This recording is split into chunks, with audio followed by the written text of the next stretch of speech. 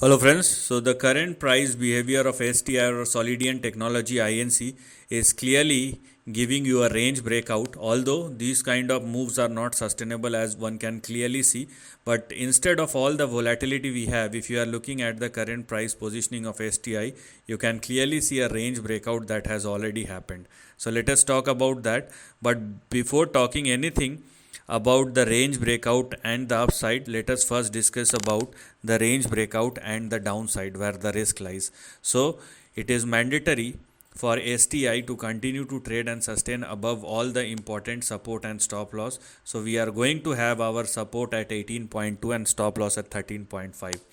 So if you want to go any further after this range breakout, then it is mandatory for STI to continue to trade and sustain both above 13.5 and 18 respectively. Now because the stock is trading and sustaining both above 13.5 and 18, that is where the next two targets or the range which has now become active may push STI towards or up to 55 and 70. Now the stock may take time or it may move fast, depend upon how the stock will move or behave, but what is active starts with 13.5 and 18 and ends in between 55 and 70, because there is a range which is active right now and I'm talking about this highlighted section. So focus within this highlighted section only, because this is what is active for the time being.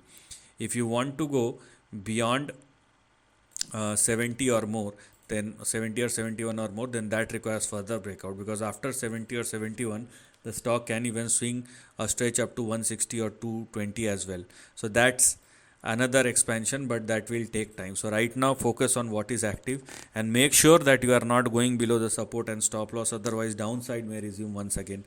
So this is the end of the video. Thanks for watching.